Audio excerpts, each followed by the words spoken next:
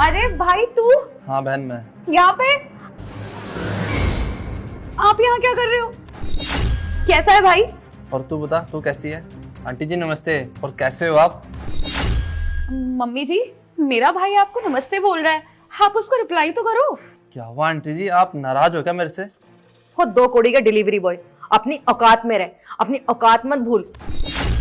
और तेरे जैसे के मुंह लगूंगी क्या मैं? चल निकल यहाँ से। मम्मी जी, आप कैसे बात कर रहे हो मेरे भाई से? भाई है ये मेरे, वो भी बड़े भाई। आप थोड़ा सा तमीज में तो बात कर सकते हो ना।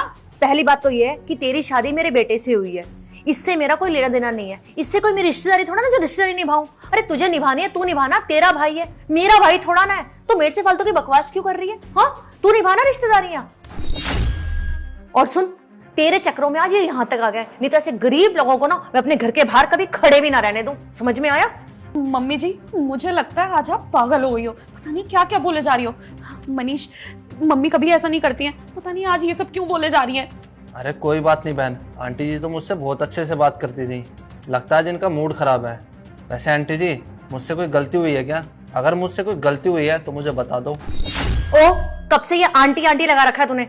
मुझे आंटी कहने की कोई जरूरत नहीं है, समझ में आया? पागल कहीं का। मम्मी जी, आपका बहुत हो गया, बस कीजिए, बहुत बेइज्जती कर ली आपने मेरे भाई की। अरे रहने दो बहन, वो तो इनका बड़कपन है जो हमें ये इतनी इज्जत देती हैं, वरना हमारी इतनी हैसियत नहीं है कि हम इनके सामने खड़े हो सकें। हम छोटे लोग हैं। अच्छा आंटी जी, अगर मुझसे कोई गलती हुई है तो मुझे माफ़ कर देना, ठीक है? मैं चलता हूँ। नहीं भाई, तू रुक। मम्मी जी, अभी के अभी मेरे भाई से माफी मांगिए, आप बहुत ज्यादा बदतमीजी कर चुकी हैं उसके साथ। ओ तू मुझे इस तरीके से बोल रही है? क्यों? वो भी अपने भाई के लिए। इस घर में रहना ना तो मुझसे तमीज से बात कर ले, नहीं तो घर से बाहर धक्के मार के निकाल दूंगी। मम्मी जी, क्या हो गया आपको? पागल हो गई हो आप? क्या क्या बोले जा रही हो? मुझे घर से बाहर निकालने की बातें कर रही हो? होशो आवाज में भी हो ना आप? पता नहीं क्या क्या बोले जा रही हो। देखिए आंटी जी, आप ये बिल्कुल ठीक नहीं कर रहे। ये आपकी घर की बहू है और आप इसी को घर से बाहर निकाल रहे हो। आपको क्या लग रहा है हम गरीब हैं, हमारे पास पैसे नहीं है, तो इसका मतलब ये थोड़ी ना है आप हमें कभी भी घर से बाहर निकाल दोगे।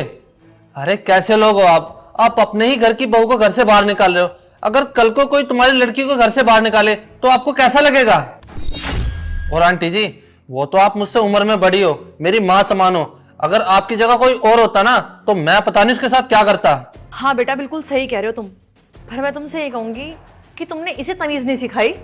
मतलब आप कहना क्या चाहते हो? बेटा मतलब ये कि जैसा फील तुम आज कर रहे हो ना, ऐसा फील मैं रोज करती हूँ। अरे मेरी बेटी की शादी हो गई है और शादी के बाद जब भी मेरी बेटी घर आती है ना तो ये उसे घर नहीं घुसने देती।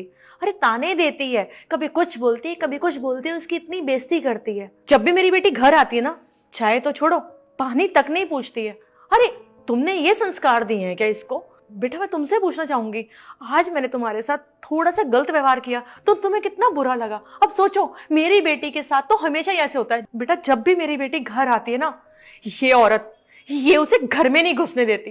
अरे मैं इसके आगे इतने हाथ पैर जोड़ती हूँ कि मेरी बेटी के साथ ऐसा मत कर मत कर, पर ये मेरे ऊपर जरा सी भी दया नहीं खाती। क्यों मेरी बेटी का दिल नहीं करता कि वो अपनी माँ के घर आए, माँ के घर बैठे, खाए पिए?